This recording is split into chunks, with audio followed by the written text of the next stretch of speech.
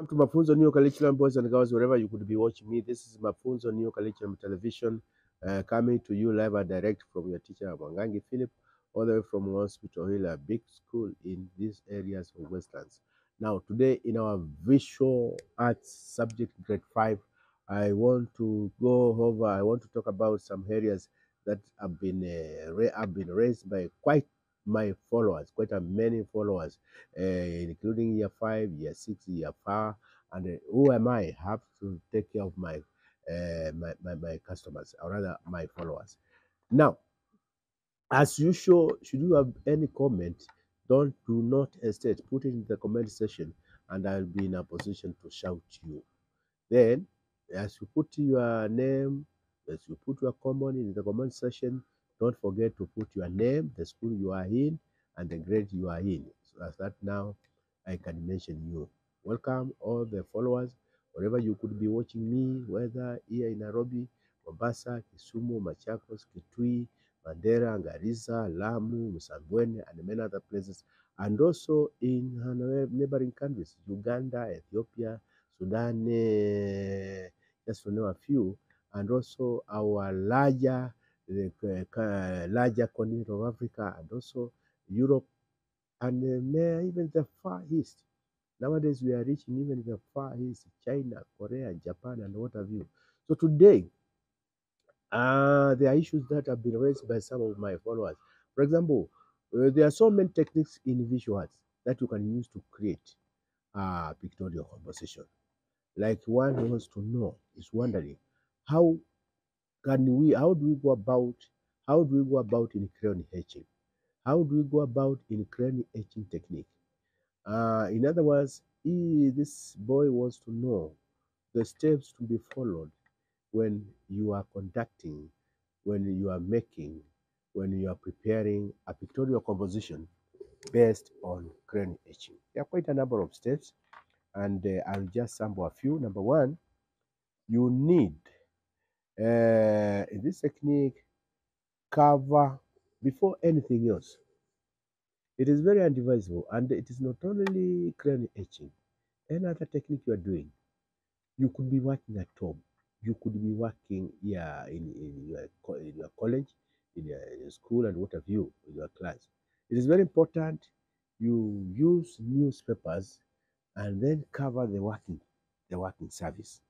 Cover the working surface with the sheets of newspaper so that you don't spoil the tabletop with maybe with the crayon, with wax crayons, with the soap, with the ink, and what have you. So number one, cover your working surface with sheets of newspapers. Step number two, after you do that, take a plain piece of paper of this size.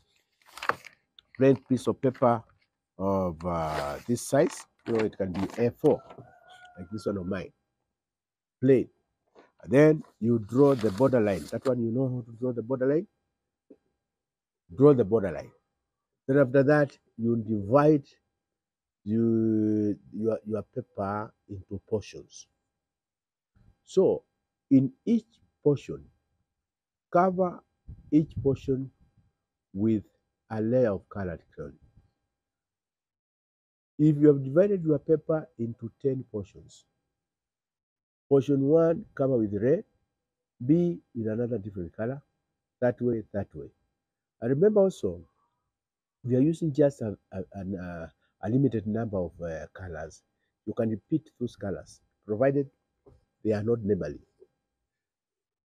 Then after that, step number 2, after you cover your paper, your plain paper with a layer of colored crayons, cover the crayons with a thin layer of soap. A thin layer of soap. This thin layer of soap will assist the black Indian ink or paint to stick. So number 1, cover the working surface with sheets of newspaper. Take your plain paper, draw borderline, divide it into portions. On each portion, apply a different colored crayon. Then on top, now you have applied the whole surface with different characters. Apply a thin layer. That's step number 3. Apply a thin layer of soap. Step number 4. Apply now. Take a brush and then apply a layer of black Indian ink. If you don't have the black Indian ink, you can apply any paint so long as it is black. And then the other step is after you apply that layer of ink, keep it somewhere to dry, and you keep it nicely when it is spread out. After that, now use a sharp pointed tool like a toothpick, like a needle, like a compass, like a thorn to etch your picture, to draw a picture. That exercise of scratching the paint to draw your paint is what we call etching. Those are the steps. Cover the working area with sheets of paper. Divide the plain paper into different portions. Apply a layer of crayons, different colored crayons. Put some soap on top.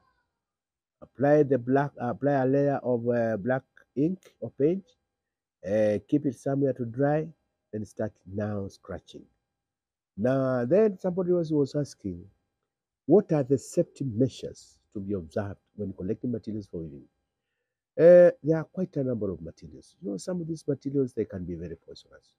So, number one, ensure that's step number one. Wear hand protective gloves. Wear protective gloves in your hands. Number two, be careful with sharp tools. You can cause yourself an injury. And when you are giving, let's say you are working as a group as a group outside somewhere in the open, ensure that if you are giving a sharp blade, a sharp knife to your colleague, give it handle first because you'll be more careful. And then remember also, be careful when splitting some of these materials like sisal. Remember sisal, the liquid from sisal is very rich. So it is very, very important you cover your body well. You know, you cover your neck, you cover even the hands well, so that if the water happens to touch any part of your body, it can be very itchy. So be careful when splitting sisal with sharp objects, and also cover your body to prevent itching. And once you have finished the exercise, always wash hands after the exercise. If somebody else wants to know characteristics of mosaic. A mosaic is a technique of picture making where you use only one type of material.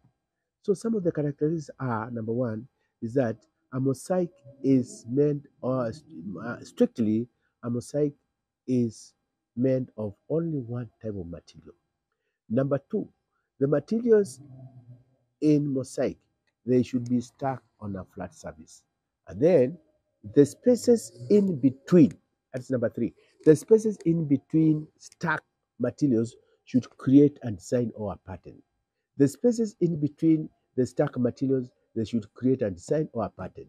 And lastly, small regular or irregular papers are used. In mosaic, we use small regular and irregular papers. Let's go now to tie and dye. Tie and dye is a technique of fabric decoration. It is very simple. You tie and you dye. Dye is a color bath. So there are quite a number of steps. For example, step number one, you need to prepare your fabric material, the cloth, the material that you want to decorate. Number one, you have to wash it so that you can open the holes. That's number one. Wash the fabric material. And then step number two, tie your cloth material either round objects or depending on the kind of design or pattern you want. You can use rubber band to tie. You can tie round objects like marbles and such. And then step number three, after you finish securing your cloth with rubber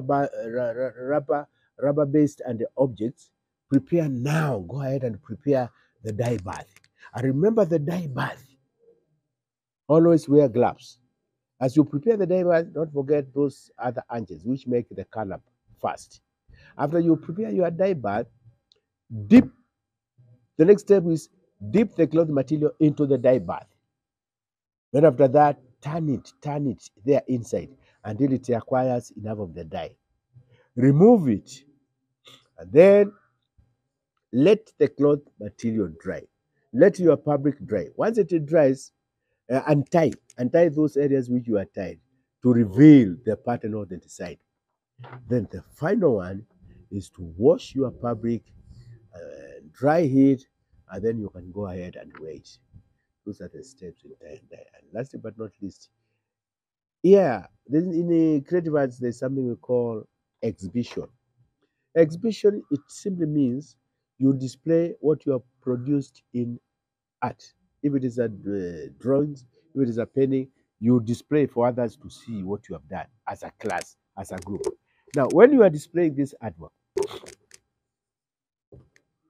there are ways in which to ensure that your displayed artwork remains intact. Give reasons which made people, for example, let's say, for example, there was a display in your school, in your college, and people came to see that display. What are some of the reasons which make people like exhibition, like work displayed in a certain situation, wherever they are displayed? There are so many reasons which can make people like.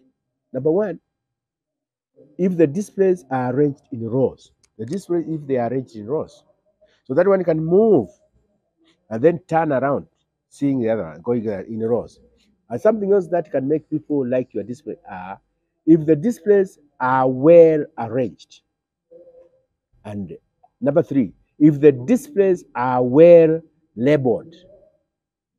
And also, if the displays are firmly pasted, or rather stuck. And also, if the displays are well spaced. And also, if the work has been executed neatly using a lot of wisdom. So, boys and girls, in my next episode, I'll be doing a lot of revision. So, please, and I'll touch more. But should you have any query, kindly go to the comment section and do as usual. Put your name, put your school, put your grade, and I'll shout you.